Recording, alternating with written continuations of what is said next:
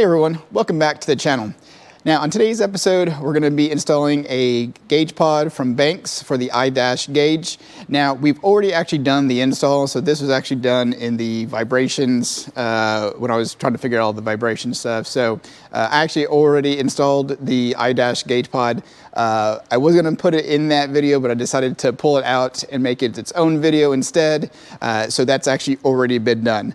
Before we cut to the video, if you would, please go ahead and subscribe, hit that like and notification bell, and share this out to everyone you know. That would help us grow the channel, get everyone involved, keep the car community alive.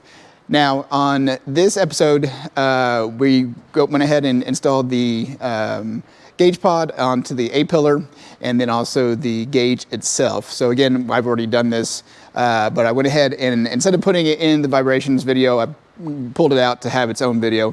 Also, by the time you see this, I'm not going to be here this week. I'm going to be out of town for the entire week. So just to get some content up for y'all, this will be released Sunday, like I usually do, just that I won't be here that previous week to do any work on the truck. So that's why we're going to do this video this week. So things that we got coming up is we do have the header and converter install videos coming up.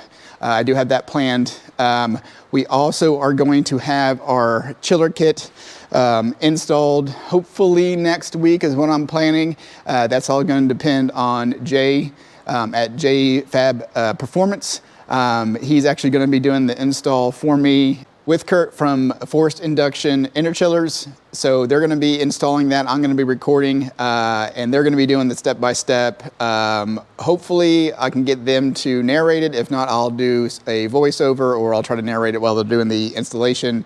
But we do have that coming up for next week. Hopefully we can get that done. Maybe do a custom transcooler as well. So maybe get a video out on that additionally. And then we also have from MFP, I think it's MFP, let's see. Yeah, MFP, we got this crank support. Now, again, of course, I always have issues with companies not giving me stuff or giving me the proper items, but we are missing the most important part, which is the actual support ring with the bearing in here. So this is supposed to sit inside here. So this goes in the center. You got your hole and you have your crank bolt that goes through here. This will sit in the center of this. And then this is supposed to have a bracket around it with a bearing on it as well.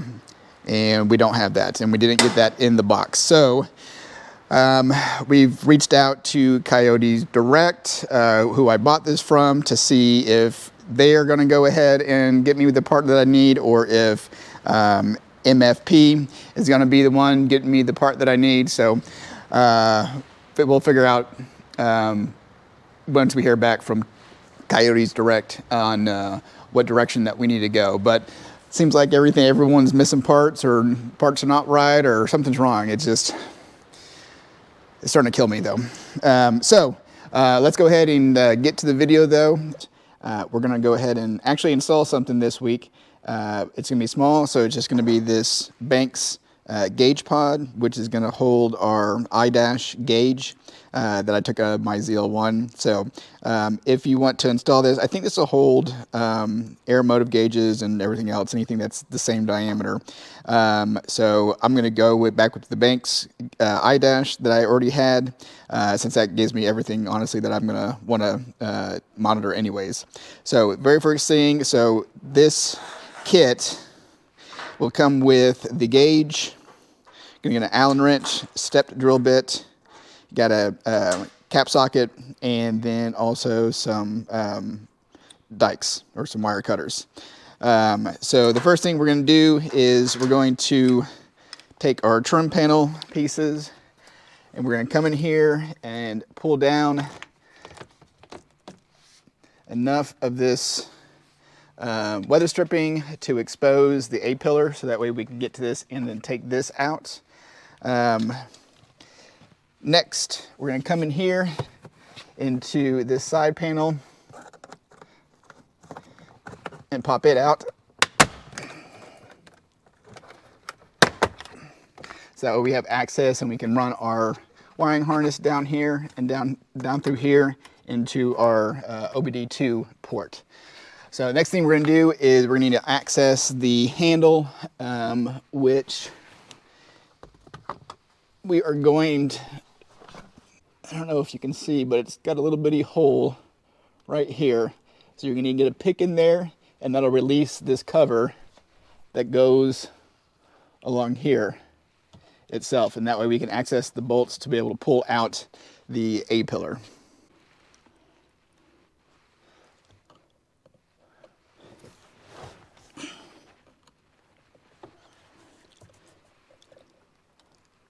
All right, so you just kind of pull that and see it releases that. So you got some more clips in there, so just carefully remove it. And then you have your bolt exposed here and one down there. So you got 2 bolts to take out. So let's get those taken out. All right, and these are gonna be 10 millimeter.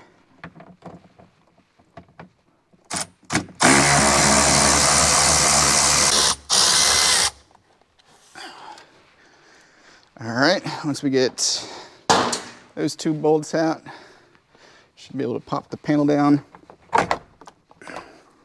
get it out, and then just remove the wiring harness to the speaker. And now it's out. So now we just have to modify this trim piece right here to get the gauge in.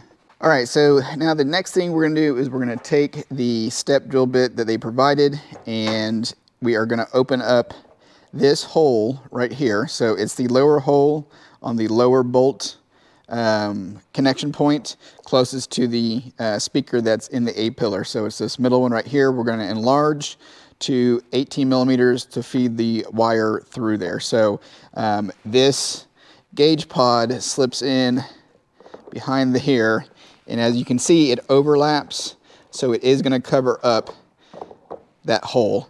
And also, just so you know, Banks does make paint that matches your interior.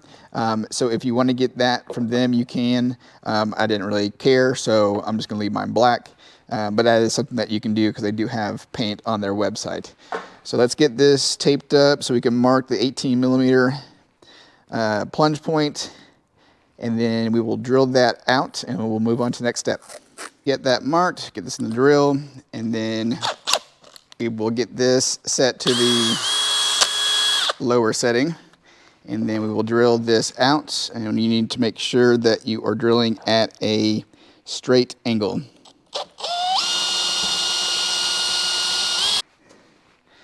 Okay, now that we've got the hole drilled for the cable to go through, the cutoff nips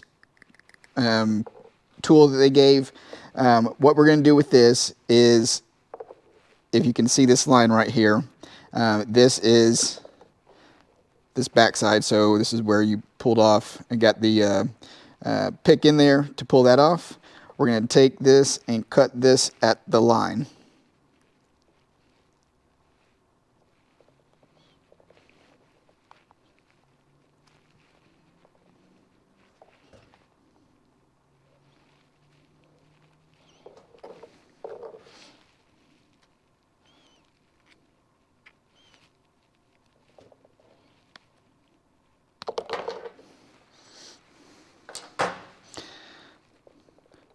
All right, now that we got that piece off, we can get this installed with the gauge pod back on the truck. Okay, actually, before we get the A-pillar back in there, I forgot we need to get the cable, the OBD2 cable ran up inside here. So we are going to pull this up through here,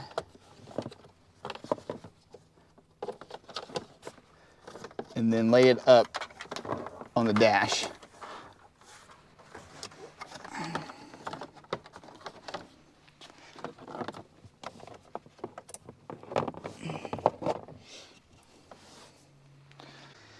Okay, Now that we got that slid up there, we can take our speaker cable and get that plugged back in.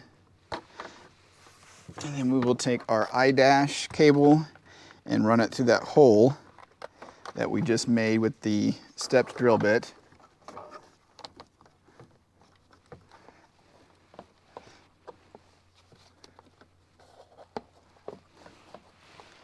And then we're going to place the A-pillar back in the truck.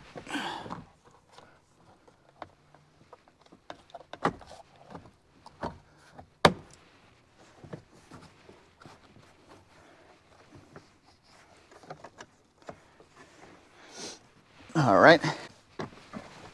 All right. So the next thing that we're going to do is we're going to run the cable through the pod. And that way we can get this situated where it's supposed to go. And then we are going to take our cap socket and get it up inside here. All right, there was one thing I forgot to tell you, and before this gets completely bolted up, you're gonna need to get the 10mm bolt in there first, and then you can start getting this done.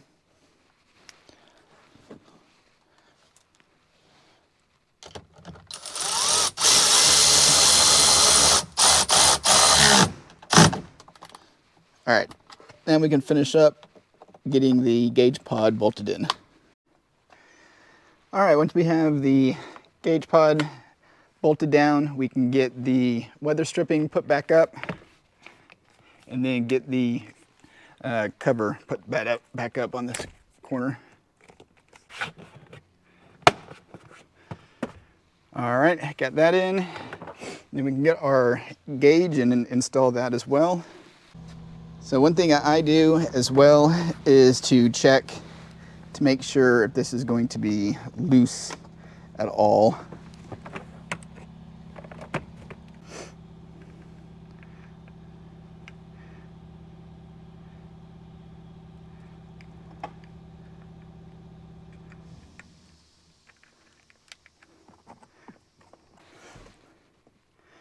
Actually, that's pretty solid. All right, once we have the gauge pod and the gauge installed, the next part is going to be just installing the O2 or the OBD2 port connection. So it's going to be underneath here, that white connection right there. Just going to plug this up. And then, actually, probably need to move the slack out of there. Let me pull this out again.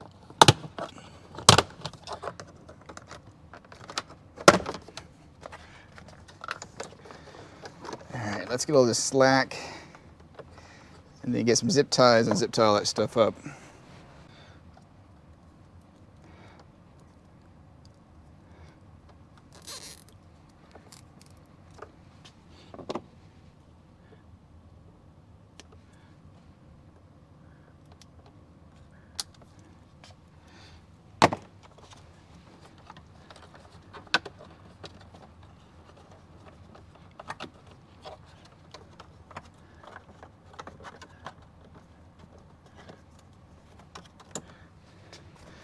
All right, now that we got that zip tie, we'll get this back on here.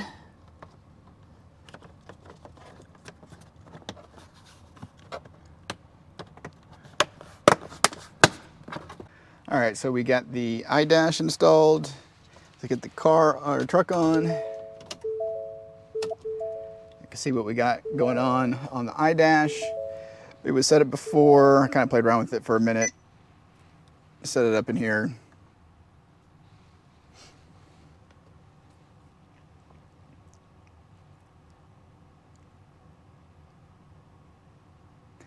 So right now I've got 6 gauges on here. So you can, I think, select up to 8, I believe. So 1 through 8 is how many you can do. So I've got boost, battery, intake air temp, manifold air temp, engine coolant temp and AFR on mine right now. So once these things can be tuned, then I will put a fuel system on here, and this can also read e-content as well. So that way I can get an e-content reading out of this thing as well. So that's gonna do it for this episode. All right, guys, so that will go ahead and wrap up today's episode. Now, again, like I said, we'll be getting to the chiller system and also crank support, headers, and torque converter here shortly. Just obviously, like I said, out this past week, so not really able to do anything on the truck. So we will get to more involved installs here shortly in the next couple of weeks. So with all that being said, thanks for watching. If you would, please go ahead and subscribe, hit that like and notification bell, and share this out to everyone you know, and we will check you on the next one.